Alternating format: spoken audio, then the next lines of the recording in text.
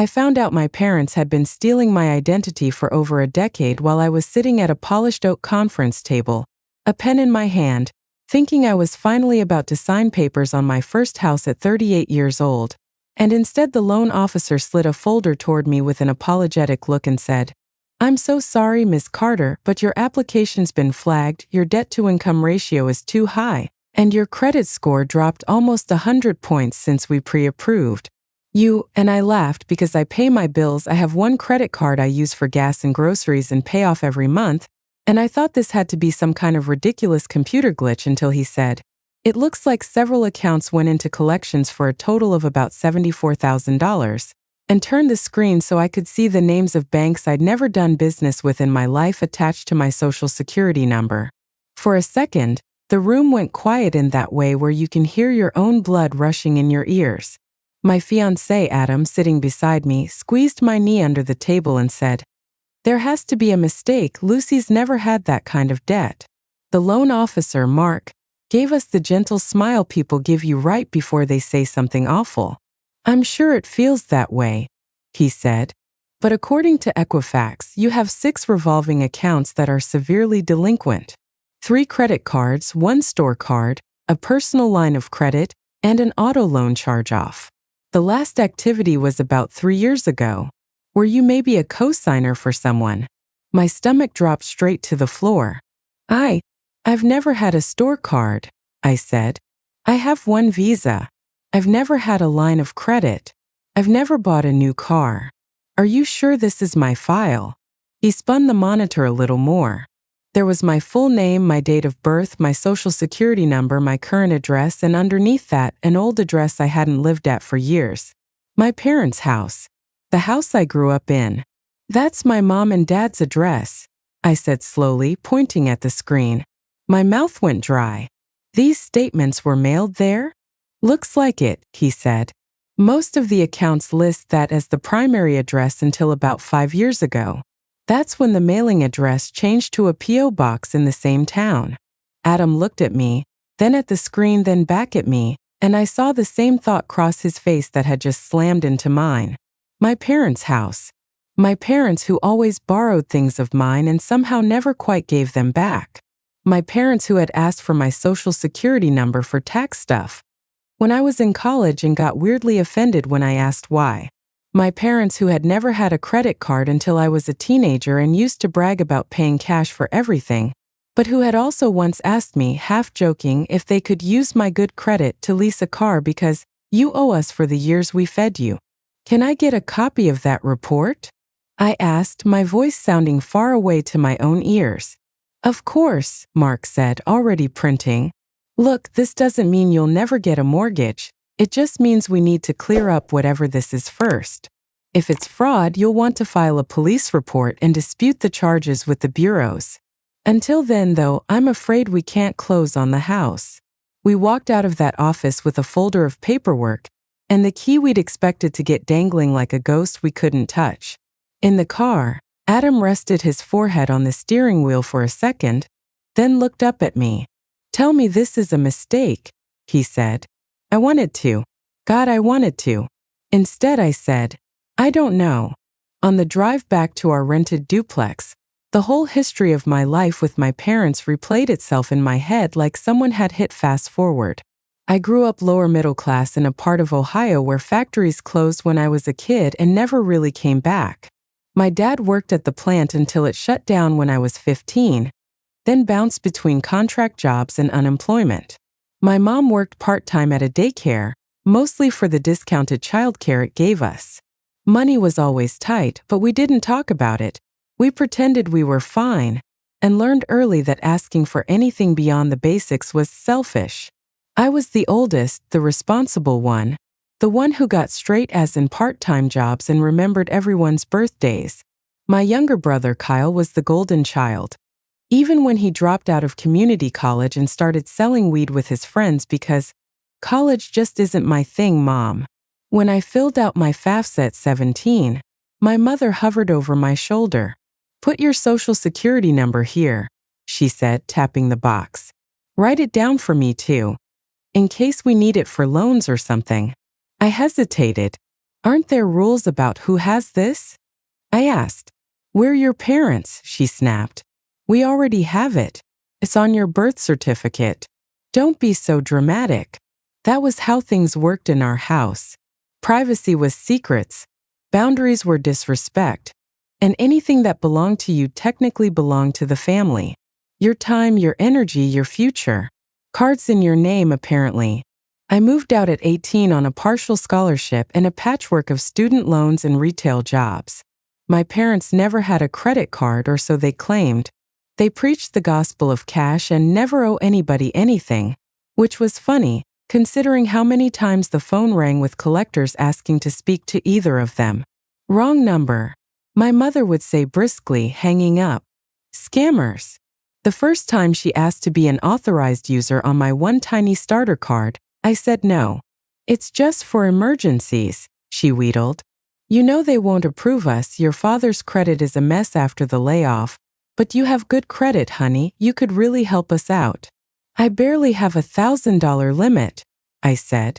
I'm barely helping myself out. She gave me the wounded bird look she perfected over the years. After everything we've done for you, she said, we never asked you for anything. This is how you repay us. I stuck to no that time. I thought that was the end of it. I didn't know she didn't need my permission to help herself to my credit if she had the right numbers and absolutely no shame. After the mortgage fiasco, I went home, put Nora, my 12-year-old from my first marriage, in front of a movie with some popcorn, and sat down with my laptop and the credit report printed from the bank. I pulled my own full report from each bureau. It took 20 minutes and years off my life. There they were, lined up like gravestones. A Visa opened when I was 20, limit $5,000, charged off at $5,327. A MasterCard opened at 23, maxed and sent to collections.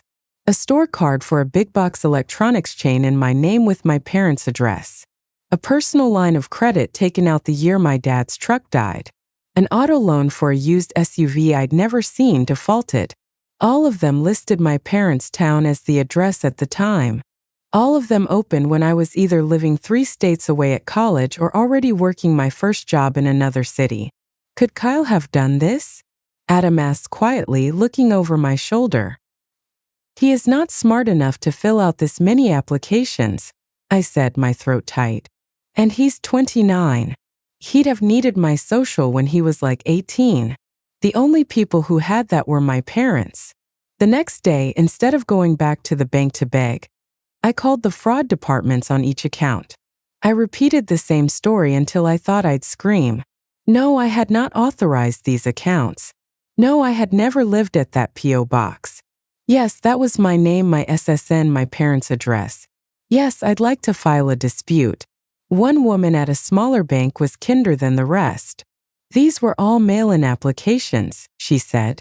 We still have the original paperwork scanned. Do you want to see the signatures? Yes, I said, my heart hammering.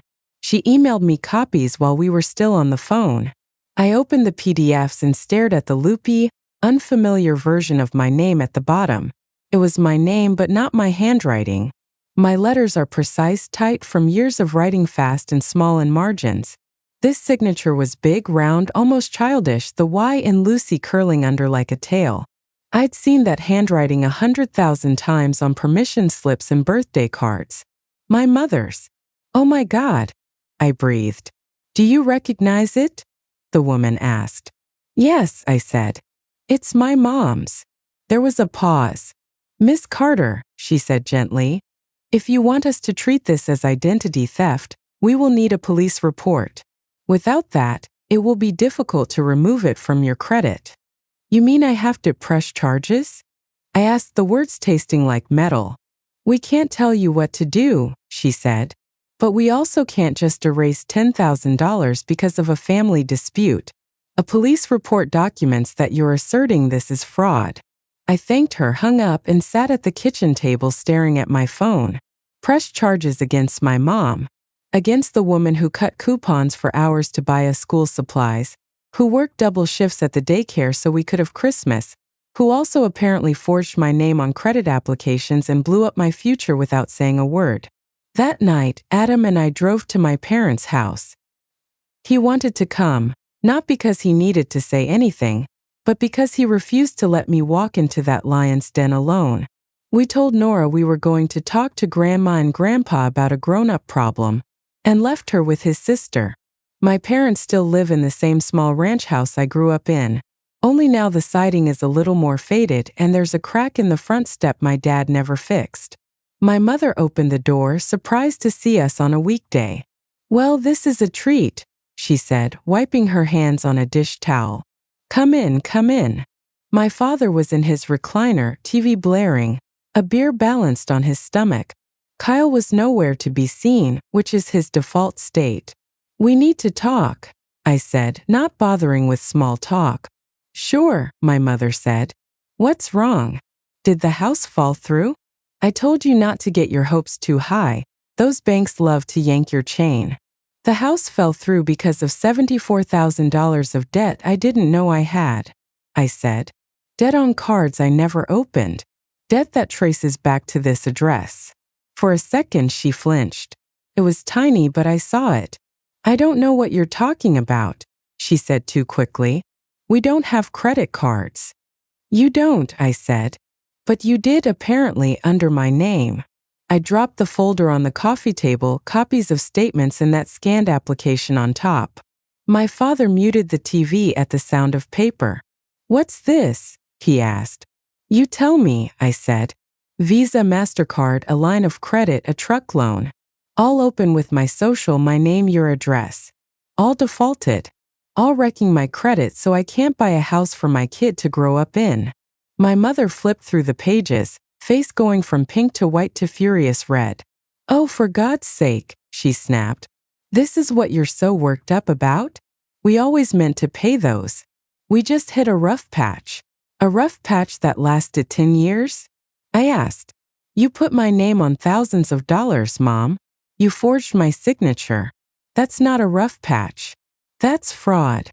Don't you use that word in my house," she hissed. "We're family. Families help each other. We needed a little help. The banks wouldn't give it to us, but our own daughter with the good credit wouldn't even co-sign a card for groceries. What were we supposed to do, starve?" "Ask," I said, my voice shaking. "You were supposed to ask. You were supposed to say, 'Lucy, we are drowning, can you help us, and here is exactly what we need.' Not steal my identity and then pretend nothing is wrong." "You would have said no," she said. "You're so stingy, just like your father's mother." "We did what we had to do." My dad shifted in his chair. "We didn't steal anything," he grumbled. "It's your name, but it's our family. You owe us, Lucy. Who paid for those school trips? Who fed you?" "Student loans paid for my school," I said. "I fed myself from the time I was 16. And I've paid you back for every loan you ever gave me. You've told me that enough times." "Oh, listen to her," my mother said, throwing up her hands. "She gets one fancy job and a ring on her finger, and suddenly she's above us. We only ever wanted to give you a leg up. This is how you thank us, by attacking us." Adam finally spoke.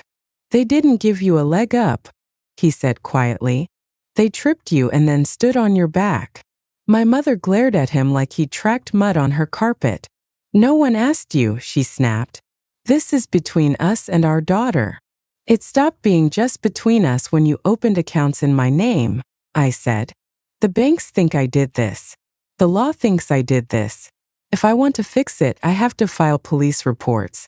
I have to swear under penalty of perjury that I didn't authorize these." "Which means you did.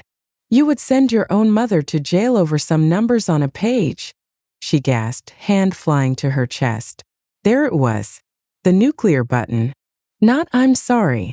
Not "we'll make this right." Straight to martyrdom. "I don't want you in jail," I said, tears suddenly stinging my eyes. "I want my name back. I want the chance to buy a house and not spend the next 15 years digging out of a hole I didn't dig." "We always planned to pay it off," she repeated, like if she said it enough it would become true. "Once Kyle's business took off." "Kyle's business?" I laughed shrill. "You mean his vape shop that lasted 6 months?" My father shifted again, looking uncomfortable. He just needed seed money, he said. We thought it would work out. It's not his fault the landlord was a crook. So you opened a line of credit in my name to fund Kyle's pipe dream, I said. And when it failed, you just stopped paying. Neither of them said anything. That was answer enough. Here's what's going to happen, I said finally, trying to keep my voice steady. I'm going to start the fraud process. I have to. The bank gave me 10 days to push the closing back. If I can show that some of this wasn't me, maybe they'll still work with us. And if we say we had your permission, my mother said sharply, if we tell them you knew and agreed, then you'd be lying, I said. Again. We left with nothing resolved. My mother texted me later that night. If you do this, we are done. I mean it. I stared at the words for a long time. Then I put my phone face down and filled out the online identity theft report with the Federal Trade Commission. The next week was a blur of police stations, phone calls, and forms. The officer at the precinct took my statement with the bored detachment of someone who has heard every kind of family horror story. So your parents used your identity to open these accounts? He said. Yes, I said. They admitted it. Do you have that on tape? He asked. No, I said. Just their reaction, their non-denial. He shrugged. It's still identity theft, he said. You're allowed to report it, even if it's your mom. Just know that if we pursue charges, it could get ugly. It's already ugly, I said. My kid lost the house she picked out her room in. I signed the report. I walked out feeling like I'd swallowed gravel. The banks and credit bureaus needed copies of the police report, affidavits, copies of my ID, proof of my address.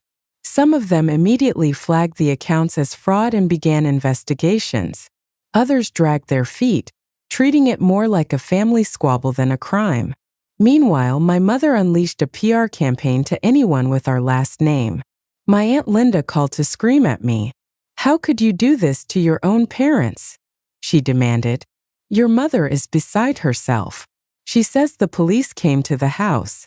She says you're trying to have her arrested. She committed a crime, I said. Several. I'm just documenting it. She was desperate, Linda said.